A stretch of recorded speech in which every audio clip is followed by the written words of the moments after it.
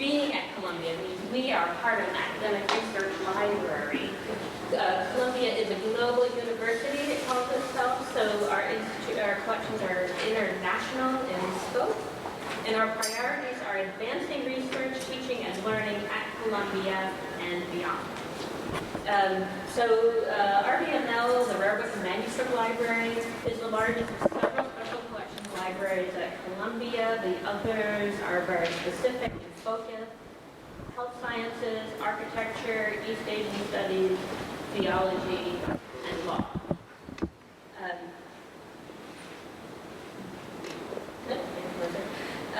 So we have very large and very diverse collections.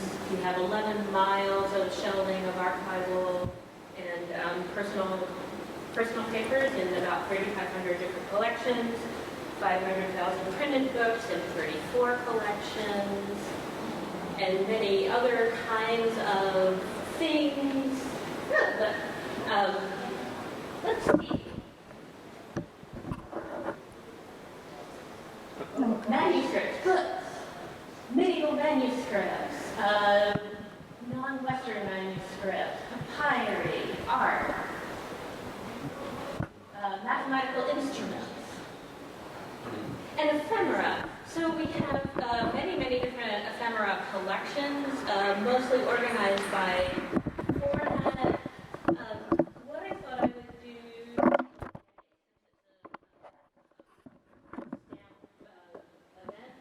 was to skip the larger formats, like 13,000 posters, and only look at items that are smaller than a postcard. So we don't really collect stamps, or at least I didn't think we had any. Just a couple months ago, a collector who's a long-standing donor of books and archives mostly, talked me into taking his very small stamp collection, he, his father, and his grandfather, 3 albums, and a little bit of other stuff, just as a sort of recognition of the sort of stamp collecting as a cultural phenomenon. And then I was also surprised, just looking in the online catalog. So it turns out stamps have also snuck into the collection with subject collectors. So, some people collect by format and some people collect by subject. Lester Zifrin collected the bullfighting. So just in 2012, we received his collection of 2,000 books, and there were some posters and some other things, including some stamps. So moving slightly up in size of money. So we don't really have a money collection, we have an agglomeration of stuff. It started because of Professor Edwin Seligman, who collected the history of economics, 35,000 printed books and broadsides and all sorts of stuff, and some currency. So here's early American currency. These are 2 different kinds of anti-counterfeiting techniques. Using intaglio printing, which was not so common in the U.S. at that time. And on the right, that leaf is created with nature printing. We've actually taken a leaf and made a printing block out of it, so it's unique and not copyable. We have extensive collections of Russian and Eastern European emigre material. And a number of those collections included like little pockets of currency. And so I included a couple here just to show how pretty they are and how beautifully printed they are.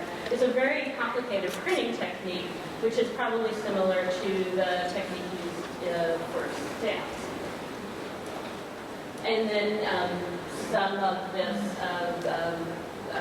currency from Germany for between the 2 world wars with the million marks. You still needed a wheelbarrow to buy a loaf of bread.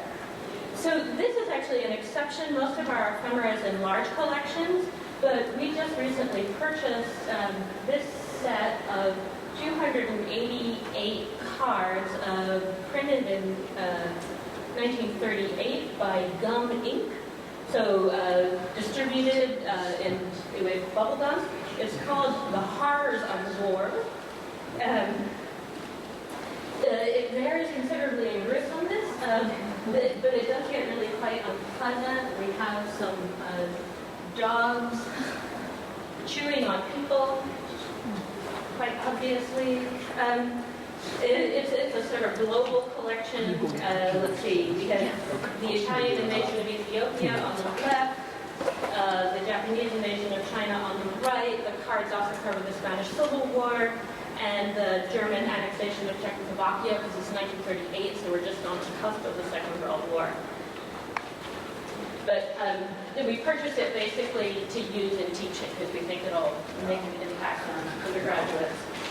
So here's a collection, The Rewards of Merit. Professor Francesconi from the library school gave us her collection of books. There was art, there was realia, games, and 24 albums with over 4,000 rewards of merit, which were little printed rewards or awards that the teacher would hand out to students for, being the best of that day in a particular subject. They tend to be very specific, and they're really charming. We have a cow motif going on today. And they also document changing perceptions of children, childhood, and education. They're pretty much a 19th century phenomenon. They start in the 18th century, but it's really the 19th century that we think about them. Let's see. And they also document changing printing. The 19th century is full of advances in printing techniques, and especially color printing, and we have some chromolithographs here. Dogs and cows. All right, book plates. This is the first Columbia plate. The artist was a graduate of Columbia who's actually a medical student, but he decided he really wanted to be a wood engraver as a career, which from the standpoint of remuneration was not such a good idea, but he is the father of American wood engraving, inspired by Buick. So I'm going to go back to program. So bookplate collecting has a long, strong, and active international collecting tradition. Strangely, the collecting of book plates is separate from the collecting of books. Book plates often were never actually pasted into a book at all. You can buy them from dealers and at auctions, but usually collectors commission plates and trade them, and it becomes a very social activity. So collections can be gathered and arranged on one or more of a few principles. One is the person whose plate it is. This is George IV while he was still Prince Regent. It can be the person who is the artist. In this case, Charles Sherborne he was an engraver who specialized in book plates, and he's one of a few of these people who were very highly traded and collected. By subject, actually Arlene had a very similar one. We have the books collapsing. Oscar Leuchner was also a book collector. He has many book plates. There's also a strong overlap between book collecting and print collecting. This one faded out in the slide. It has a little remark on the corner, which is a kind of print collector kind of thing to be interested in. And then there's subject and printing technique, another way of organizing. This is an armorial plate. Armorials are very traditional, and collecting armorial plates means you also get to do heraldry on the side, which is always kind of entertaining. I actually included this plate not only because there are dogs as the heraldic supporters, but the author was he was actually a terrific engraver, and he wrote and illustrated a really beautiful geometry textbook in the early 17th century that was published and republished for 100 years and more. One of my favorite books. Clara Hill. So we have 5 bookplate collections. We have 20,000 plates in 5 different bookplate collections. They are organized in all of these kinds of ways. 4 of those collections were just given to us by collectors. The 5th was assembled at Columbia. Clara Hill, though, was the librarian who amassed the largest part of that. She was born about 1874. She came to work for Columbia in 1907. This is the back of that sheet. Bookplate collectors like to put the bookplates on sheets about 7 by 10, and then you can add all your information. So here on the back is, she's included a picture of the periodical room with a little X marking the spot where she is, and it says C.T. Evans in charge. So Clara Hill married Hubert Evans, let's see, 1915. But she continued working, which was kind of unusual for the time. So that was a Clara Hill. This is a Clara Evans bookplate. This is by Hans Alexander Müller, who's another famous wood engraver, born in Germany, came to the U.S., wrote a terrific book on wood engraving and how I do it. So Hubert died sometime before the 1940 census, and Clara stayed on at Columbia. So bookplates give this really terrific opportunity to just fall down the internet hole and learn the stories about these people, especially now, Ancestry.com, they don't even have to be famous people, and we can piece their stories together. It's kind of wonderful. So, the French Revolution again. So these are 2 plates for the same person. Before the Revolution, during the Revolution, so the style actually goes back to the 16th century. So there's this like very strong tradition in cards. The suits that we use in the U.S. are the English suits, which are based on the French suits. Germany and other places have completely different ones. Let's see. So this is typical of collectors, at least collectors before 25 years ago. Mr. Field would stick the more interesting cards on a sheet and carefully display. In this case, we have the Ace of Spades, which has the duty stamp on it, and the card showing the back of the card. You might see some of the indice cards in addition to the court cards. Oh, but those, what he used were those little plastic photo corners, which I can tell you are not a good idea for long-term storage. Passing things along the conservation department as they slip and stick to themselves. So Mr. Field was a wonderful collector.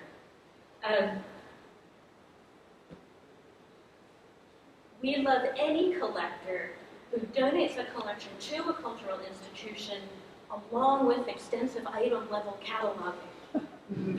Yes, yes.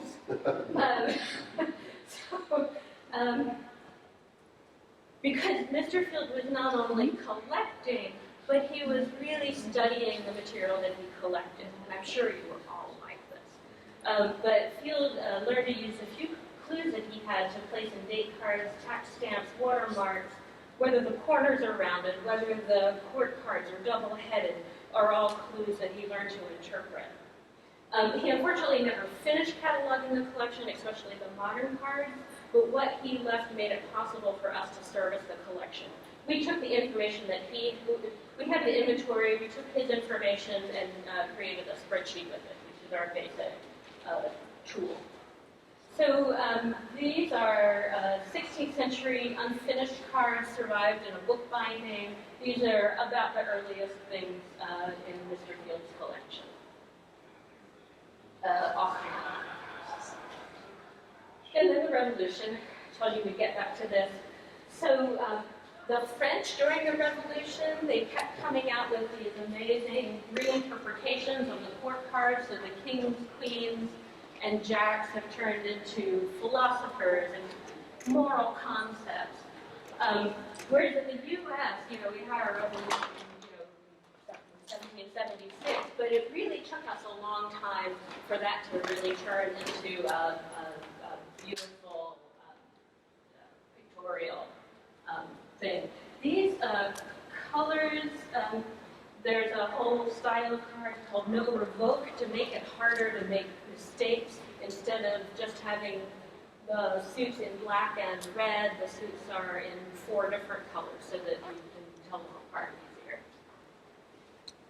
And the English cards had to pay duty. The duty stamp was on the ace of spades. So when the Americans were no longer subject to that British duty, the ace of spades was all about how great it was to be an American. Freedom at last. So these are called non-standard cards. They're more decorative, although you can technically play cards. There's still a little something in the corner. Mr. Field would only collect cards that you could technically play cards with. He didn't collect cards that didn't have that suit thing. So these are 1690 French. They're actually, I believe, copied from a deck that was created in 1644. There was a set of 4 educational decks created for the Dauphin, who would become Louis XIV, to learn various geographical and historical things. So here, this is a deck of the kings of France, most of whom are pious, chaste, and just. Clotaire is cruel, and we learn that he killed his nephews. So apparently this is the man who don't want to model himself out here. And then a similar idea, but in England, instead of being educational, they're historical and entertaining. This is related to the Glorious Revolution. This is 1689, Glorious Revolution, 1688, Protestant.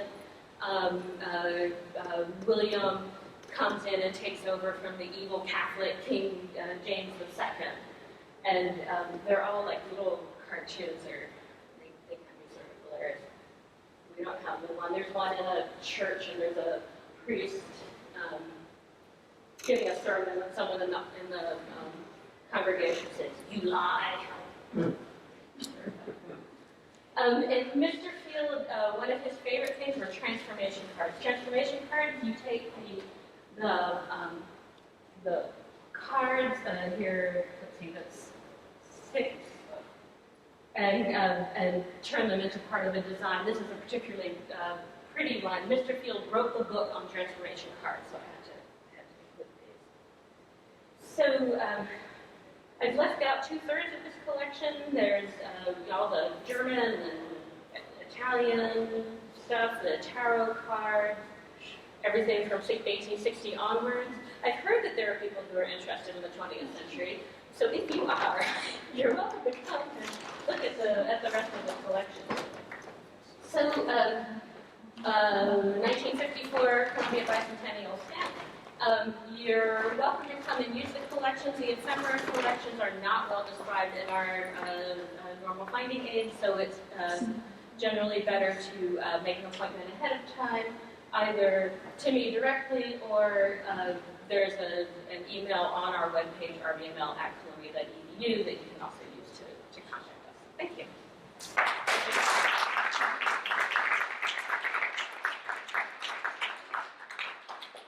We must be grateful and thankful to the curators of these institutions of what was the seat of the Empire State, now the global metropolis.